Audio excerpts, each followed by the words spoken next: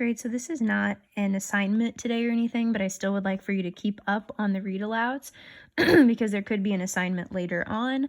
And don't forget you can be adding to your powerful words and phrases. And also, if you want to comment with your thoughts or feelings, reactions to the reading underneath the comments, that would be great. And kind of have a discussion with your classmates. I would love to hear what you guys have to say about the reading. So I will go ahead and get started. Chapter 4 is called World Record for the Worst Day Ever. I know it seems like this was the best suspension day maybe in history, and to be honest, it was. At least at first. I got to punch that jerk Brandon in the face. I know, not cool, but still. Leave school early and hang out at the track with my new coach, because I was on a team now, who turned out to be a pretty cool dude. Me and coach didn't go no further into my life, or nothing like that, which was a good thing, because I never really told nobody about my dad. Instead, coach asked me who my favorite basketball player was. LeBron, I said, like it should have been obvious. Who else? Who else? Coach said, surprised. Let me think. Michael Jordan? Jordan? Come on, man. Jordan is like somebody's granddaddy. Jordan don't want to see LeBron on his worst day. LeBron could be sick from a bad batch of cafeteria chicken drummies and still give Jordan the business. Coach stood up. See? That's the problem with you kids. Y'all don't know what a true champ is. Coach, I hate to break it to you, but LeBron is a champ. He got ranks, I said, holding up 2 fingers and wiggling them around. But Jordan has 6. Now, Coach held up both his hands, all 5 fingers spread on his right, just his pointer finger up on his left. He wiggled them like I did. 6. Jordan got 6? Whoa. I probably should have known that, but I didn't. Dang, I knew he won a few, but 6? Is that the Guinness World Record? The what? Coach asked. The Guinness World Record. Gotta be.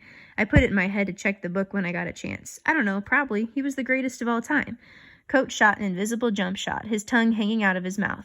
It looked ridiculous. Clearly he wasn't a ball player. Then I asked him about that guy I read about who's supposed to be the fastest man alive, Usain Bolt. Coach knew about him all right, too. Usain ran a 9.58, Coach said. What's that mean, I asked, because the numbers 9, 5, and 8 meant nothing to me. They're not points or nothing like that. At least, I didn't think they were. I actually wasn't even really sure if you could score points in track or not. Just seemed like the kind of sport you just win ribbons and medals or whatever. That was his time for the 100 meter. Coach pointed up the track toward the start line. He had had everybody sprinting from the day before. From there. He moved his hand to the finish line. To there. 9 seconds and 58 milliseconds. The boy is like lightning. I looked at the distance and in my head counted 1 Mississippi, 2 Mississippi, 3 Mississippi, and pictured myself running. 9 seconds seemed like a pretty long time. But that ain't even that fast, I said. Plus, it just didn't seem like 100 meters was all that long. I mean, I had just run it the day before in what had to be 6 or 7 seconds. Couldn't have been more than 8. You don't think so? Coach asked, flashing a sly grin. You think you can beat that? I looked to the distance again. 1 Mississippi, 2 Mississippi. I don't know. I shrugged. Probably. This was when the best day ever went bad. Coach told me to try to run 100 meters in 9 seconds and 58 milliseconds. Bolt's time. He stood at the finish line. With his whistle in his mouth. I rolled my pants up to my knees and my shirt sleeves up to my shoulders, just like I had done the day before. On my whistle, Coach said, holding up the stopwatch. On your mark, get set, and then... Buddy, I took off down the track, running as fast as I could, legs pumping, arms pumping, heart pumping, until I got to the finish line. Oh, Coach howled excitedly. I felt good. Knew that I had proven my point. I bopped over to Coach with my hand up, ready for the high five, but Coach never lifted his hand. Not even close, he yelped. Not even. Freaking close. You ran a 12.5. And before I could even respond, he barked, back on the line. I jogged back to the start. Coach blew the whistle and I ran. He blew the whistle, I ran. Again, and again. Each time I came in a little slower than the last. My head started swimming, my chest burning, my legs got all gooey, like all the running was turning my bones to liquid or something. After the 5th try, Coach yelled out, 14 seconds? 14 seconds on the track? That might as well be 14 minutes. Are you kidding me? I bent over and planted my hands on my knees. My legs were shaking, but only on the inside, like my muscles were shivering. My heart was pounding as fast as my feet had pounded the track, maybe even faster. My stomach was flipping, and I just knew that my fries were going to come out as mashed potatoes all over the place. Coach walked over, his shadow making the red track burgundy around me. He leaned in and said lightly, almost as if he were whispering to me, back on the line. That's when I lost it. What? Again? I need a break. I panted. I'm tired. Tired? Coach squealed, and I could hear the smile in his voice. I glanced up, and there it was, big and chipped and wide, like whatever words were hiding behind those teeth he was struggling to keep in. So he let them out. You know who's really tired, son? Your principal. Coach put his hands up, palms facing me, as if to stop me from even thinking about responding. Then he continued, No, you know who's really, really tired? Your mother. She's so tired, and she's going to be even more exhausted when she hears about your suspension. Come on, Coach, I begged. That's messed up. Come on, nothing, Coach said, like every old black person says when they don't have a good comeback. He grabbed my shoulder and stood me straight. Bending over cuts off your hair, he said. We stand straight up all times, understand? I nodded, now understanding what was happening. I was being punished after all. This was Coach's way of telling me that I better stop acting up in school. If this was what the consequences of getting sent to Mr. Marshall's office were going to be every time, I'd rather have him just call my mother. Now, Mr. Better Than Bolt, get back on the line.